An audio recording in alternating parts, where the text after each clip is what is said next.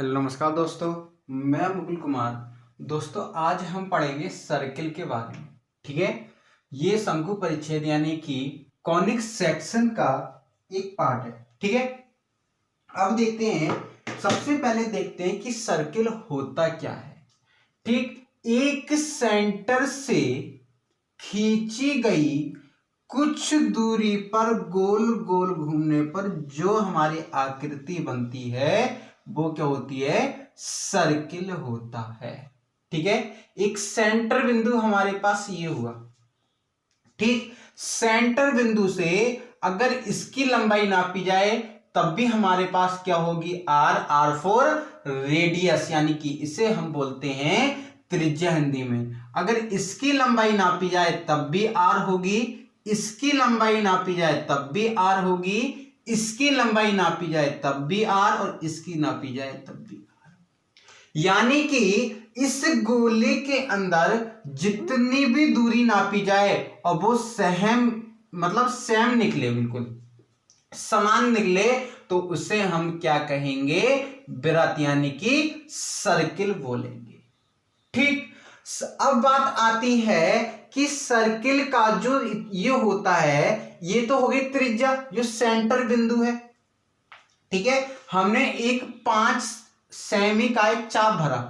ठीक है, ऐसे चाप हुआ, ये चाप है 5 सेंटीमीटर का। ठीक है, यहां से यहां तक ये 5 सेंटीमीटर का चाप है, और जब हम इसे गोल घुमाएंगे ऐसे करके, तो इसके यहां से यहां तक की दूरी कितनी आएगी? मतलब ये सेंटर हो गया, यहां से यहां तक की दूरी कितनी आएगी? ये हमारे पास हुआ आर, ये हुआ आर, यानी कि टोटल दूरी जो आ गई हमारे पास वो कितनी आ गई? 2r। कितनी दूरी आ गई? 2r। इतना समझ में आया? ठीक है, ये हमारा होता है व्यास, कहते हैं हम इसे, क्या बोलते हैं? व्यास बोलते हैं। अब बात आती है कि सर्किल की जो साधारण समीकरण होती है, इससे सर्किल की 2 समीकरण होती है दोस्तों। क्या क्या होती हैं? फर्स्ट इक्वेशन होती है हमारी साधारण समीकरण, साधारण समीकरण। ठीक है, जो ऐसी ही रियल समीकरण होती है उससे बोलेंगे हम x square plus Y square is equal to a square. ए हमारे पास यहां पर होगा, ए इज इक्वल टू होता है त्रिज्या, यानी कि रेडियस। ये हमारे पास होगी त्रिज्या, ए इज इक्वल टू त्रिज्या। और सेकंड होता है व्यापक समीकरण। क्या होगा? व्यापक समीकरण, जनरल इक्वेशन ऑफ सर्किल। ठीक है, ये व्यापक समीकरण होगा। इसकी इक्वेशन हमारे पास होगी a square x square plus Y square plus 2gx plus 2fy plus c is equal to 0। क्या होगी? X square plus Y square plus 2gx plus 2fy plus c. अब देखा जाए कि हमारे पास g क्या है, g और f क्या है, इसको हम लिखते हैं, यदि gf दिया हो तो इसका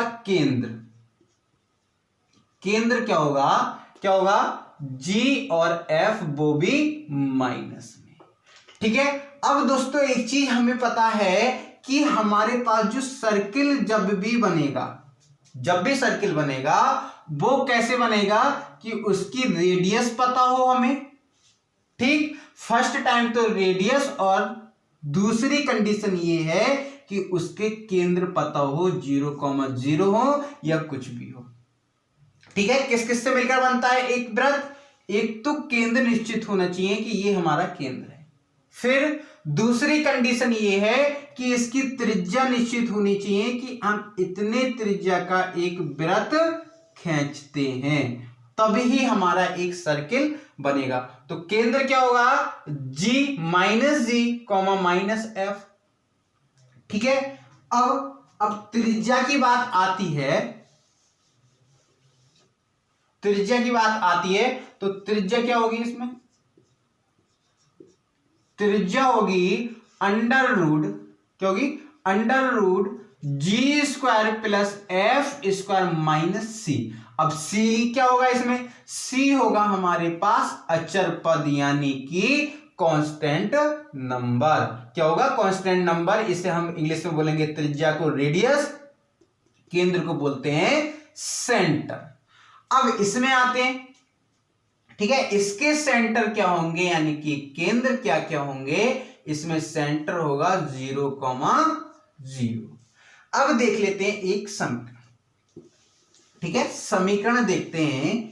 हमारे पास अगर दिया है x square plus Y square is equal to 36 और इसमें कहा जाए कि ए की वैल्यू हमें फाइंड करो, क्या कहा जाए कि ए की वैल्यू फाइंड करो, तो इसमें होगा X square plus Y square is equal to, इसकी जो हमारी साधारण समीकरण है सर्किल की उससे तुलना करा दो, तो ए स्क्वायर, इसमें ए की वैल्यू कितनी है, ए स्क्वायर में कितनी 36, ए इज इक्वल टू हमारे पास आ जाएगा प्लस माइनस 6, कितना आ जाएगा प्लस माइनस 6। अगर यहीं पर हमारी क्या होता 6 होता, क्या होता 6 होता, तो हमारी क्या आता, ए की वैल्यू क्या आती, वो आती a square is equal to 6 यानी कि a is equal to plus minus √6। ये हमारे पास आंसर आ जाता, इतना आ गया। अब देखते हैं इस वाले समीकरण में, हाँ अगर इसमें केंद्र भुजा हो, ठीक है, अगर कहा हो कि केंद्र ज्ञात करो, तो इसका केंद्र क्या आएगा 0,0, क्या आएगा 0,0। अगर हम इसकी बात करें व्यापक समीकरण जनरल इक्वेशन ऑफ सर्किल की, तब क्या आएगा हमारे पास आंसर, देखते हैं। इसमें आएगा X square plus Y square plus 2x plus 6y plus 9 is equal to 0, 9 नहीं 4 इज इक्वल टू 0। तो इसमें कहा है हमसे कि केंद्र और त्रिज्या यानी कि सेंट्रल और रेडियस फाइंड करनी है हमें। क्या करना है इसमें, सेंट्रल और रेडियस फाइंड करनी है। सेंट्रल क्या होता है हमारे पास -g, -f, ठीक है। अब 2g, इससे इक्वेशन की तुलना करेंगे ना, तो यहां पर क्या है 2g इज इक्वल टू क्या है हमारे पास 2, g की वैल्यू निकाल लो, तो g इज इक्वल टू आ जाएगा हमारे पास, क्या आएगा g इज इक्वल टू 1, क्या आ जाएगा g इज इक्वल टू 1, क्योंकि इससे ये कट जाएगा। अच्छा f की तुलना कराओ इससे, तो हो जाएगा 2f is equal to 6, f is equal to 6/2 और f इज इक्वल टू 3। ये हो गया f इज इक्वल टू 1 और 3, यानी कि आंसर हमारा आ गया -1 से -3। ये हमारा आंसर आ जाएगा, कितना जाएगा -1 से -3। ये तो हो गया हमारा सेंटर, ठीक। अब बात आती है रेडियस की। रेडियस क्या होता है हमारे पास, त्रिज्या g² plus f square minus c square, वो सॉरी c। अब c क्या है, अचर पर c की वैल्यू हमें दी है कितनी है, g इज इक्वल टू दिया है -1, f इज इक्वल टू दिया है -3, ये दिया है ना, f इज इक्वल टू -3 और c इज इक्वल टू हमारे पास 4 हो गया। अब आंसर निकाल सकते हैं, क्या हो जाएगा 9 - 4 is equal to 10 - 4 is equal to √6। Radius कितनी आ गई √6 और सेंटर हमारा आ गया -1 से -3। अब एक चीज और है हमारा, जो ये तो हो गया व्यापक समीकरण, ठीक, ये हो गया हमारे पास व्यापक समीकरण। अगर हमसे कहा जाए कि प्राचलिक बिंदु क्या क्या होंगे इसके, ठीक है, प्राचलिक समीकरण, पहले प्राचलिक समीकरण देखते हैं। प्राचलिक समीकरण, इसे रफ करते हैं, प्राचलिक समीकरण, perpendicular equation of circle,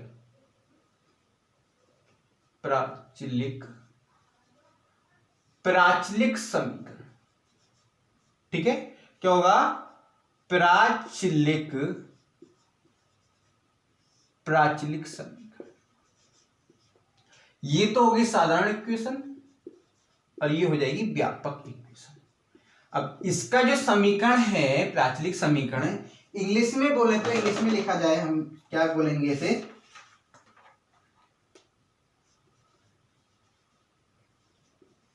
parametric,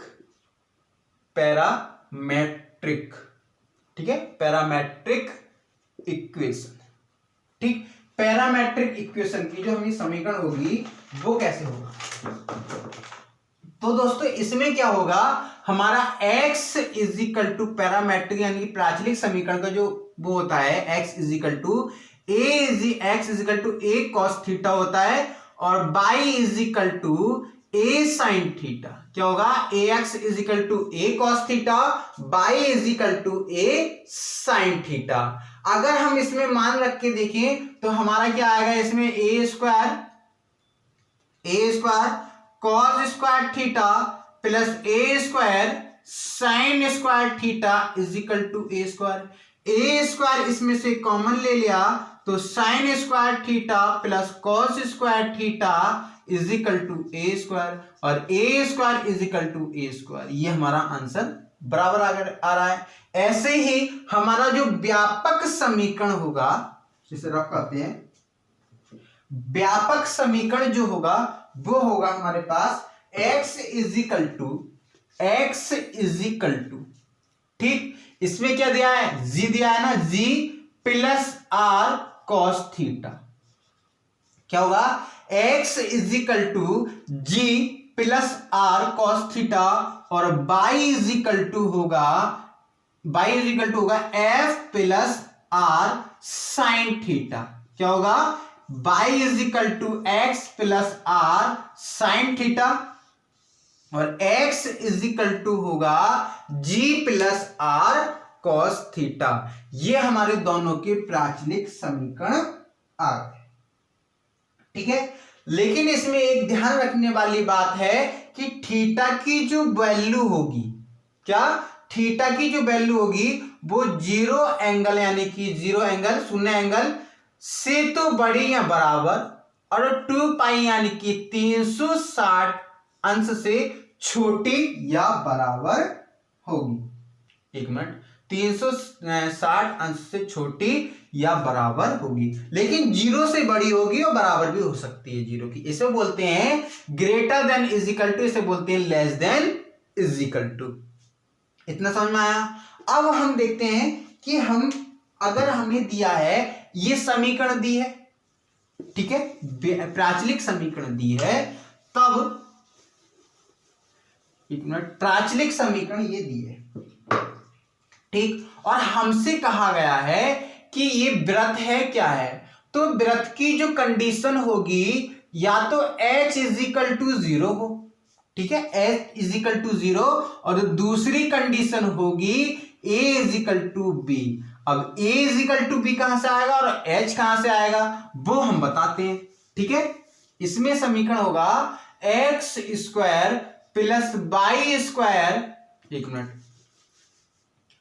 ax square plus by square plus 2hxy plus 2gx plus 2fy plus c is equal to 0। ये होगा, ठीक है।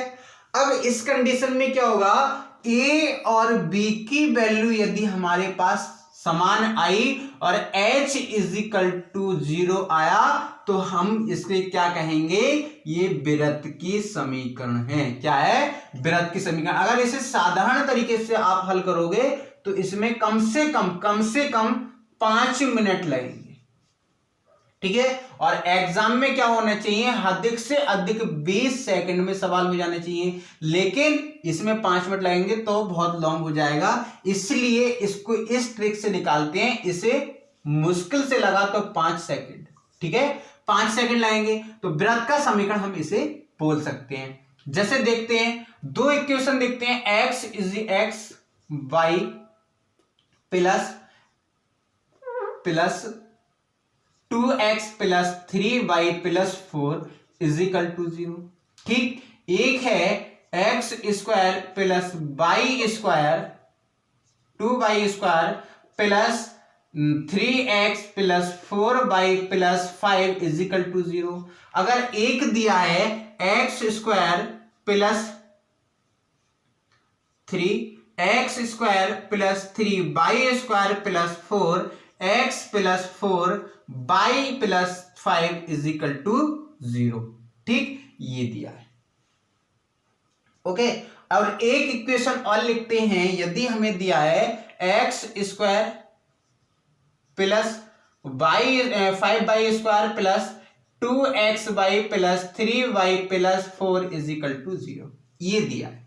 अब देखो, पहले इसको देखते हैं। इसमें a की वैल्यू कितनी है 1, b की वैल्यू कितनी है 1, यानी कि दोनों की 1 1 है। ठीक है, h x plus x y में दिया है, एक्स वाई है नहीं, यानी कि एच की वैल्यू कितनी आएगी 0, यानी कि ये हमारे पास क्या है, सर्किल की इक्वेशन है। ठीक, अब इसे देखते हैं, a is equal to b is equal to 2 आ रहा है। ठीक है, अब h कितना है, इसमें भी 0 है, इसको हम क्या कहेंगे, सर्किल की इक्वेशन। अब इसको देखते हैं, ये भी होगी। अब हमारे पास आया, इसमें भी देखो a इज इक्वल टू कितना दिया है, a इज इक्वल टू हमें दिया है, इससे एक चीज कर लें, एक मिनट, इससे करते हैं हम 2xy plus 3x plus 4y plus 5 is equal to 0 है। ठीक है, ये इक्वेशन हमें दी है, तो हम a इज इक्वल टू कितना है और b इज इक्वल टू कितना है, 3 है। ठीक, h की वैल्यू कितनी है, 2h है ना, तो h की वैल्यू 2/2, इससे h की वैल्यू 1 आ गई। लेकिन हमारा जो कंडीशन कहती है कि h की वैल्यू कितनी आनी चाहिए, 0, इसमें कितनी आ रही है 1, यानी कि ये इसका समीकरण नहीं, किसका, सर्किल का समीकरण नहीं है। ठीक, अब इसकी बात करो, अगर हमारे पास a is equal to 3, b is equal to कितना है 5 और h इज इक्वल टू 0 है, लेकिन ये तो सेम है नहीं, कंडीशन कहता है कि सेम होनी चाहिए, तो ये भी इक्वेशन नहीं है सर्किल की। अब इसमें एक नोट करने वाली बात है, जब h 0 आ रहा है, ठीक है, h 0 आ रहा है, तो इसका जो उत्केंद्रता होगी, ठीक है, उत्केंद्रता, वृत्त की इनेंटरसिटी बोलते हैं, उत्केंद्र, वृत्त की उत्केंद्रता, ठीक है, इनेंटरसिटी बोलते हैं। ए इज इक्वल टू कितना, आंसर आएगा 0, यानी कि वृत्त की जो उत्केंद्रता होगी वो सदैव क्या होगी, 0 होगी। ठीक, अब देखते हैं, यदि हमारे पास एक वृत्त दिया हो, क्या दिया हो, एक वृत्त हो, और उससे हम क्या करें, स्पर्श रेखा, एक स्पर्श रेखा कर रही हो, ठीक है, x square plus Y square is equal to a square. ठीक है, एक मिनट, यदि वृत्त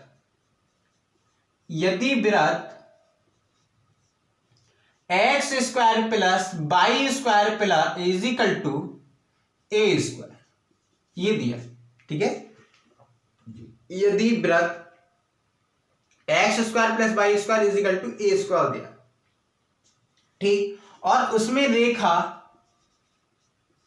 y is equal to m x plus c, ये दिया है, y इज इक्वल रेखा y is equal to m x plus सी पर स्पर्श रेखा का समीकरण, स्पर्श रेखा का समीकरण क्या दिया हो, स्पर्श रेखा का समीकरण ज्ञात करना है। तो हम इस कंडीशन में क्या करते हैं, c इज इक्वल टू होता है a under root 1 plus m square, क्या होगा, c is equal to a under root 1 plus m square. ठीक है, अब ये हमें इक्वेशन दी है। ठीक, अब देखते हैं कि इसका यूज कहां पर होता है। अब यूज देखते हैं, अगर हमें दिए x square plus Y square is equal to 5, ठीक है, पर y is equal to m x plus 4 पर स्पर्श रेखा है, स्पर्श रेखा का समीकरण, स्पर्श रेखा का समीकरण है। तो हमसे कहा है कि m की वैल्यू क्या होगी, क्या होगी, m की वैल्यू। तो x square plus Y square is equal to a square, ठीक है। तो a इज इक्वल टू कितना, a square is equal to, इसे हम मानते हैं 25, और a इज इक्वल टू कितना आ जाएगा 5, इतना आएगा, 5 से भी हो जाता, ठीक है, लेकिन थोड़ा सा कैलकुलेशन हार्ड पड़ती, 5 से भी हो जाता। अब m की वैल्यू इसमें रखो, c कितना है 4, m की वैल्यू रखो, c की वैल्यू कितनी है 4 इज इक्वल टू a की 5 under root 1 plus m square, ठीक है। ये हो जाएगा 4/5 is equal to 1 plus m square, ठीक है। दोनों ओर वर्ग कर देंगे, क्या हो जाएगा 16/25 is equal to 1 plus m square. इसको इधर ले जाएंगे तो हो जाएगा हमारे पास ये m square is equal to 16/25 -1, इसके इधर यानी कि 16 में से -25 जाएंगे, कितना होगा -9/25, ठीक है। यानी कि m is equal to answer आ जाएगा -9/25, या इसे हम लिख सकते हैं 3/5 आइओटा। ये तो हमें समझाने के लिए था, लेकिन जो आपकी कैलकुलेशन आएगी वो हमारी बिल्कुल फिक्स होगी, कभी भी काल्पनिक नंबर हमारा होता नहीं है अंडर रूट में, माइनस नहीं होता है अंडर रूट में, ठीक है। तो दोस्तों आज के लिए इतना ही। यदि वीडियो अच्छी लगी हो तो लाइक करें, शेयर करें, कमेंट करें। कल हम देखेंगे कि ये तो आज देखा था अगर रेखा है, कल हम देखेंगे कि व्यापक समीकरण यदि बिंदुओं से होकर जा रही है, या साधारण समीकरण बिंदुओं से होकर जा रही है, स्पर्श कर रही है, तब उसका समीकरण क्या होगा, यदि अभिलंब है तब उसका समीकरण क्या होगा, इत्यादि और आगे का प्रोसेस देखेंगे। तो धन्यवाद दोस्तों, एक बार फिर यदि वीडियो अच्छी लगी हो तो लाइक करें, शेयर करें, कमेंट करें। यदि दोस्तों आपने हमारा टेलीग्राम ग्रुप ज्वाइन नहीं करा है तो लिंक डिस्क्रिप्शन बॉक्स में से ज्वाइन करें, क्योंकि दोस्तों इन वीडियो की PDF है हम टेलीग्राम ग्रुप पर ही सेंड करते हैं। धन्यवाद दोस्तों।